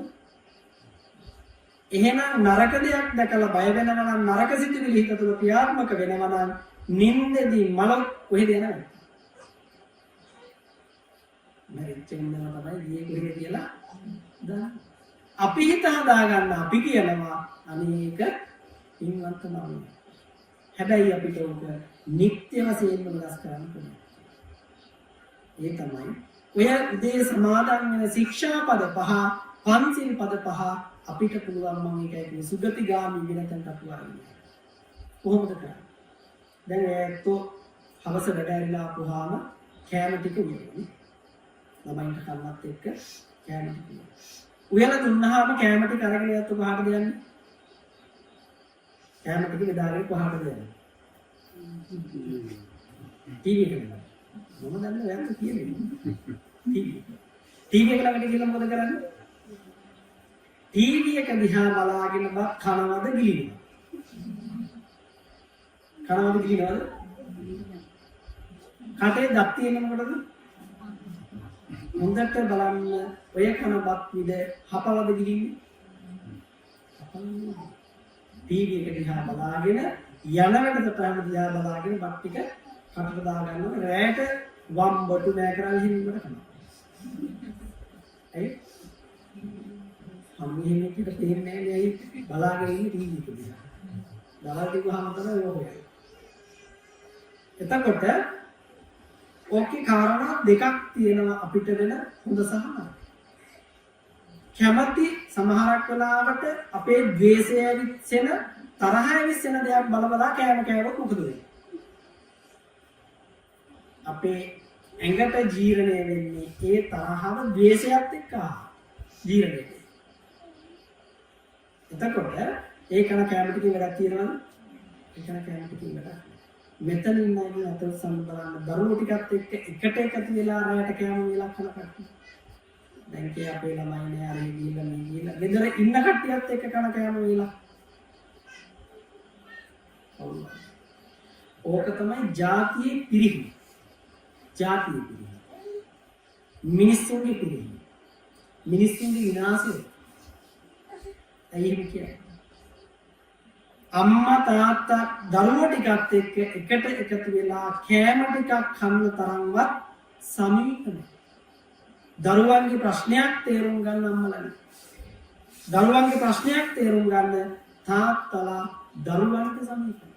ඔය කෑම කන වෙලාවෙ නේද අඩුම තරම ළඟට එන්න තියෙන්නේ. කෑම ටික කනකොට අපිට පුළුවන් කෙනෙකුට ප්‍රශ්නයක් තියෙනවද නැද්ද කියලා කියන්න බැරිද? අම්මලා බත් ටික බෙදලා දීලා කනකොට කෑම ටික දිහා බලාගෙන ඉඳලා කන්නේ නැත්තම් අහන ප්‍රශ්නයක් තියෙනවා. මොකක්ද? ඇයි කන්නේ නැත්? එක්කොත් කෑම රස නැති වෙන්න ඕනි. එහෙම නැත්තම් මොකක් හරි ප්‍රශ්නයක් තියෙනවා. එතනින් තමයි ළමයාගේ ප්‍රශ්නවලට අම්මට තාත්තට පිවිසෙන්න තියෙන්නේ. අපි ඒ ටික අහුරගෙන තියෙනවා. නැති කරගෙන තියෙනවා. ඒ හින්දා වෙලාවක් ආවොතින් අපිට හිතුනොතින් මේක කන්නේ නැහැ කියලා ඇඟ කෙට්ටු වෙනවා නම් විතරක් අපි අහනවා ඇයි උඹ කන්නේ? ඒක නෙවෙයි. ඒ නිසා ඒ ටීවී එක ඔෆ් කරලා කෑම ටික බෙදාගත්තාම මේසයක් ඕනේ නැහැ, බිම හරි කමන්නේ වාඩි වෙලා එකට ඉඳගෙන කෑම ටික කන්න. බන අහලා හැදෙනවා නම් මොන පුරුදු වෙන්න මේක. අඩුම තරමේ හෙට ගිහින් කියන්නේ මම මේක පුරුදු දේවල් බන ටිකක් අහලා කියන්න පුළුවන් මේක. ඒ නිසා ගෙදර ඉන්න අයත් එක්ක එකට එකතු වෙලා කෑම ටික කන්න. දැන් කෑම ටික කාලා ඉවර වෙලා අපි මොකද කරන්නේ? සමහරක් වෙලාවට බලන නාට්‍ය තියෙනවා. ඒ නාට්‍ය කොටස ඉවර වෙන්නේ කොහොමද? මොකක් හරි විශේෂ සිදුවීමක් ළඟට ඇවිල්ලා ඒ කොටස නවත්තනවා.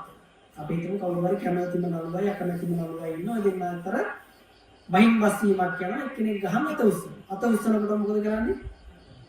කොටස නවත්තනවා. දැන් ආයෙත් ඉතිරි කොටස කවද තියෙන්නේ? හෙට නැත්තම් ලබන සති.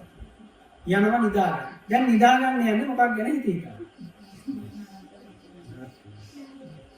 ඔරුවරේ දෙවියන් ගන්නේ නැත්තම් ගහන්න තියෙන කයින් බය කරනවා.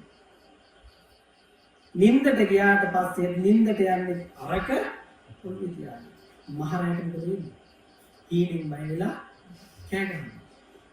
ඊට පස්සේ ඕන අම්මා තාත්තා ළඟට ගිහිල්ලා කියනවා නේ පුතේ පන්සිල් අරගෙන නිදාගන්න ඉතිපිසෝ ගාථා කියලා නිදාගන්න. වැරදිච්ච වෙලාවට නේද බුදුන් මතක් වුනේ? වැරදිච්ච වෙලාවට නේද ධර්මයේ මතක් වුනේ? එහෙනම් වැරදිච්ච වෙලාවට විතරක් මතක් නොවෙන්න හැම වෙලාවකම මතක් වෙන්න අපි මොකද්ද කරන්නේ? කරන්න ඕනේ තමයි ටීවී එක බලන්න. ටීවී එකක් බලලා ඒව ගිහි සැප ඒව තියෙන්න සින්දුවක් අහන්න ඕන සද්දෙට ලස්සනට නටන්න ඕන. ඒවා ජීවිතේ තිබුණ නැත්නම් ඒවා වැඩක් නැහැ. චිත්‍රපටයක් බලන්න ඕන, විනෝද චාරිකාවක් යන්න ඕන. සිල් ගන්නවා කියලා ඉවර වෙලා පොයට සිල් ගන්නවා කියලා හින්දු අහන්න තුන්නේ. අහන්න සිල්. බලන්න චිත්‍රපටියක්. විනෝද ගමනක් විනෝද චාරිකාවක් යන්න. වන්දනා විතරක් යන්න එපා. දැන් අපේ පාරකම නෙමෙයි බුදුදලා දෙන්නේ. වන්දනා විතර නෑ. විනෝද චාරිකාවක් ජීවිතේ නිදී. බුදුහාමුදුරු පාගිය. සීල ගත වෙලාවට සීලේ රකින්න ඕන. බණ අහන වෙලාවට බණ අහන්න ඕන. බණ අහන වෙලාවට සින්දු කියන්නේ කියෝ ඒක වැරදි. සීල් අරගෙන කරන්නේ කියොත් ඒක වැරදි. ඒ නිසා තමයි අපි ජීවිතේම අරගෙන ධර්මයේ හරිතලින් ගන්න ඕනේ.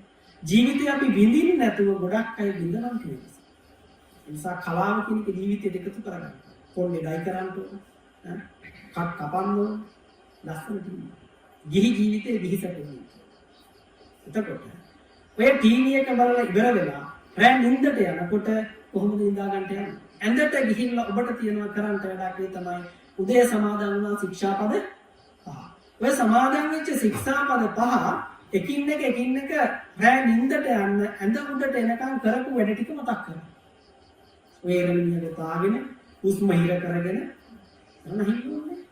වාඩි වෙලා ඇඳේ කොන්ද කෙලින් තියාගෙන උදේ ඉඳන් කරපු වැඩ ටික එකින් එක මතක් කරගන්න. ගේ අතු ගෑවා, කන්නට කිව්වා, බුද්ධ පූජාව ටික තිබ්බා, මිදුලාතු ගෑවා, වත්ත පිටිය සුද්ධ කළා, කඩේ ගියා. එකින් එක අන්තිමේකම රැයට කැම ටික කිව්වා, ටීවී එක බැලුවා. දැන් මම ඉන්නේ. ඔය විදිහට කරපු වැඩ ටික එකින් එක සිහිපත් කරලා බලන්න.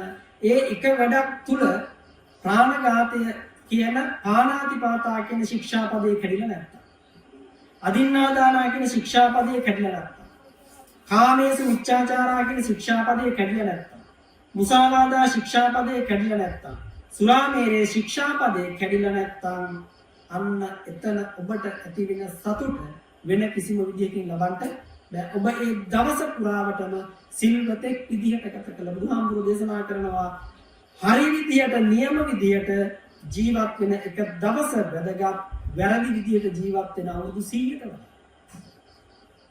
දැන් අපිට හරි විදියට සිල්වත් ජීවිතය ගන්න බැරිද?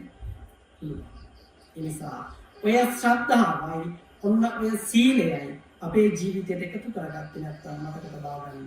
මේ ලැබපු මනුස්ස ජීවිතය ඊගාව ජීවිතයට අරගෙන යන්න ඔබට පුළුවන් කමක් නැහැ.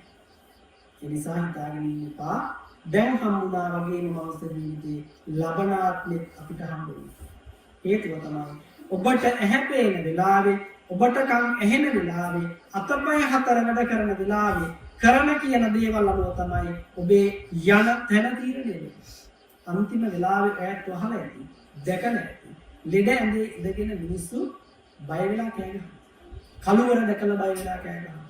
ගින්දර දැකලා බය වෙලා කෑ ගහනවා. මහා කැලෑවල් දැකලා බය වෙලා කෑ ගහනවා. සත්තු දැකලා බය වෙලා කෑ ගහනවා. මොනවද ඒක කියන්නේ? ගති යන්න තියෙන තැන මතක තියාගන්න. ගති නිමිති පහළ වෙනකොට තැන වෙනස් කරන්න ආය කාටවත් බෑ. හාමුදුරු 100ක් ගෙනල්ලා පිළිත් කිව්වත් වඩා නෑ. ඇයි? ඒ වෙලාවට කන් තිබුණට ඇහෙන්නේ නෑ, ඇස් තිබුණට පේන්නේ නෑ. වැඩ කරන්නේ මනස විතරයි. මනසේ වැඩ කරන්නේ ඔබ මේ වෙනකම් පුරුදු කරපු ටික විතරයි. චිත්‍රපටයක් බලනවා වගේ ඔක්කොම ටික නැවිලා පේනවා. කරපු ටික. ආයෙ වෙනස් කරන්නට බෑ. වැඩිපුරම ආසාවෙන් කරපු ඔක්කොම ටික මතක් වෙනවා. වැරදි වැඩ කරලා තිබ්බොත් ඒ කරනවා කරනවා කියනවා. ඒ නිසා ඔබට දැන් පුළුවන් මේක වෙනස් කරන්න. දැන් ඉඳන් පුළුවන් ඔබට ඒක හදාගන්න. මේක හදාගත්තොත් ඔබේ ගමන හොඳ ගමනක්, සුගතිගාමී ජීවිතයක් ඔබට හම්බ වෙනවා. ඒ නිසා අන්න එතනට යන්න ඔබ වැඩ කටයුතු සිදු කරන්න. ඒ නිසා ඔන්න ඔය ධන දෙක, ශ්‍රද්ධාව කියන ධනයක්, සීලය කියන ධනයක් ඔබේ ජීවිතයට එකතු කරගත්තොත් ආධ්‍යාත්මික ජීවිතය සංවර්ධනය කරගෙන ලෞකික ජීවිතය නෙවෙයි ලෝකෝත්තර ජීවිතයේ කෙලවරට යන්නට, ලෞකික ජීවිතයේ දියුණුව ඇති කරගන්නට ඔබට පුළුවන්කමක් තිබෙනවා. ඒ නිසා ඔය කියපු කාරණා ටික නැවත වතාවක් මතක් කරන්න, නැවත වතාවක් සිහිපත් කරන්න. ගෙදර ගිහිල්ලා යන ගම මොනවද බං රහාමුදුරු කියන එක විතරක් කියන්නේ තුනේ. කියපුවා මොනවද කියන එක විතරක් නැවත වතාවක් කල්පනා කරලා මතක් කරලා ඔබේ ජීවිතයට එකතු කරගන්න. ඔබට සසර ගමන කෙටි කරගන්න ඒක හේතුවක් බවට පත් වෙනවා. ඉතින් ඔයිට වැඩි කරුණු සලහාකාරක බලාපොරොත්තු වෙන්නේ නැහැ. ඔය කියපු කාරණා තුල මොනවා හරි ගැටලුවක් තියෙනවා නම් අහන්න පුළුවන්. පැයක් විතර හැමුවනේ නේ. මොනවා හරි ගැටලුවක් තියෙනවා නම් අහන්න පුළුවන් ඔය කියපු කාරණා වල.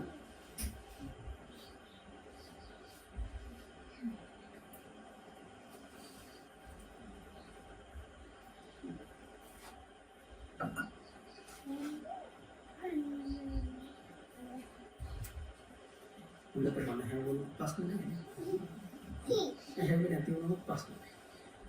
ඔය දෙකේ මම හිතනවා ඔය කියපු කාරණා තුලින් එක කාරණාවක් හරි ඔබට මතක ඇති. ඔබ ඒ මතක තියෙන කාරණාව ජීවිතයට එකතු කරගන්න. බුද්ධ වන්දනාව gedara හරියට කරන්න. බුද්ධ පූජාව ටික තියන්න. විලම්පස ටික හරියට තියන්න. සිල්වත් වෙන්න. ඒ සීලයම ඔබේ ජීවිතයේ සාර්ථකත්වයට හේතුවක් බවට පත් වීම සමීන කාරණා විතරක් කියලා කරන්නම්. ඒ තමයි සිල්වත් වෙන ඔබ ඔබේ දරුවා විභාගයට යනකොට රස්සාවට යනකොට වඳිනකොට දරුවගේ ඔළුව අත ගාලා දැන් කියන්නේ මොකද්ද? මම ඔකට කියන්නේ පන්සලේ පහනේ ගෙනියනවා. ඒක කියන්න ඕනේ හේතුව තමයි නත්ති මේ සරණං අඤ්ඤං බුද්ධෝ මේ සරණං වරං ධම්මෝ මේ සරණං වරං සංඝෝ මේ සරණං වරං අපිට තියෙන එකම පිහිට පිළිසරණ මොකද්ද? ත්‍රිවිධරත්නයේ පිහිට පිළිසරණ. ඒක කියන්න ඕන. ඒකත් එක්ක ඔබ එකතු කරන්න ඕන මෙන්න මේ කාරණාව මොකද්ද? මම මෙතෙක් කල රැක්ක සීලයේ බලයෙන් මගේ පුතා යන ගමන සාර්ථක වේවා, මගේ දුව යන ගමන සාර්ථක වේවා කියලා දරුවගේ කනට ඇහෙන්න කියන්න පුළුවන් අම්මෙක් වෙන්න ඕනේ, තාත්තෙක් වෙන්න. එතකොට ඒ දරුවට දැනෙන දවසක මම වැඩට යනකොට මම විභාගයට යනකොට වඳිනකොට මගේ අම්මා මට ආශිර්වාද කළේ අම්මගේ සීලයෙන්. තාත්තා මට ආශිර්වාද කළේ තාත්තගේ සීලයෙන්. එහෙනම් මගේ දරුවන්ට මම ආශිර්වාද කරන්න ඕන මගේ සීලයෙන්. සමාජයේ යහපත් වෙන්න, ගුණවත් වෙන්න. ඒ නිසා අපි ප්‍රායෝගික වෙන්න ඕන. ප්‍රායෝගිකව ක්‍රියාත්මක වුණොත් තමයි වෙන්නේ. පාක අපිට දකින්න පුළුවන් නිසා ඒ විදිහේ අම්මා කෙනෙක්, ඒ විදිහේ තාත්තා කෙනෙක් වෙන්න, ඒ විදිහේ දරු පරපුරක් ඊට පස්සේ අපිට දකින්න පුළුවන්. ඒ නිසා ඒ කාරණාවත් හිතේ තබාගෙන දැන් මේ වෙලාවේදී කල්පනා කරගන්න බොහොම ඕනෑකම ගන්නත් නෙමෙයි. බණ හැමෝම මේ රැස් කරගත්ත පුණ්‍ය ශක්තිය අපි අනුමෝදන් කරමු. මේ පින්කමේ ආරම්භ බලාපොරොත්තුව හැටියට තබාගත්ත ඊට වර්ෂයකට පෙර මේ පරිලෝක යන්නට යෙදුණ WG කිරිමැණිකේ ආදරණීය ස්වාමි දියණියට, ආදරණීය මෑණියන්ට, ආදරණීය ඥාතිවරයට, හිතවතියට අපි අනුමෝදන් කරමු. එතුමියගේ භවගාමී ජීවිතය සපවත් වේවා. දුක කලම් එයින් අත මිදේවා. කෙලවර උතුම් වූ නිවනින් සැනසෙත්වා කියලා සාදු කියලා කරලා ඒ වගේම නමින් මේ පරිලෝකයන්ට යෙදුණු දෙපාර්ශ්වයන් වර්ග පරම්පරාවන්ට සිල් ඥාති පින් බලාපොරොත්තු වෙමින් ඉන්නවා නම් ඒ හැමදෙනාම පින් අනුමෝදන් වේවා. හැමදෙනාගේ භවගාමී ජීවිත වාසනාවන්ත කරගනිවා. උතුම් වූ නිවනින් සැනසෙත්වා කියන ඇති කරගෙන මේ ගාථාවන් කියලා දෙවියන් නිගිනාදීන් පින් අනුමෝදන් කරමු. ධම්මී ඥාතිනං හෝතු සුඛිතා හොන්තු ඥාතයෝ. ධම්මී ඥාතිනං හෝතු සුඛිතා හොන්තු ඥාතයෝ. ධම්මී ඥාතිනං හෝතු සුඛිතා හොන්තු ඥාතයෝ. සමන්ත අනුරක්ඛන්තු දුක්ඛා මුංචන්තු සබ්බදා. ඒ වගේම රැස් කරගත් පුණ්‍ය ශක්තිය අනුමෝදන් කරමු. දෙවියන්ට පලාත් බාර සුමන සමන්දිය රාජානන් වහන්සේ ප්‍රධාන කොටගත් ලෝකපාලක පින් කැමැති සියලු දෙවියෝ මේ පින් අනුමෝදන් වේවා. දෙවියන්ගේ ආශිර්වාද රැකවරණය මේ පියාණන් අතුළු කොටගත් හැම දිනාටමත් ශේෂින් දෙස්කර විසිට ප්‍රසිදුවයි ඇතුළු කොටගත් මේ හැම දිනාටමත් දෙවියන්ගේ ආශිර්වාද රැකවරණය උදා වේවා. සරසේවා. අපල උපද්‍රව කරදර බාධක මගහැරේවා. කරන කටයුතු සඵල වේවා. දෙවියෝදම පින් අනුමෝදන්ව ප්‍රාර්ථනීය බෝධි කිනිතුම් නිවනින් සැනසෙත්වා කියලා සාස්ත්‍රා කරන්න. රැස් කරගත් පුණ්‍ය ශක්තිය දෙවියන්ට ඥාතීන්ට අනුමෝදන් කළා.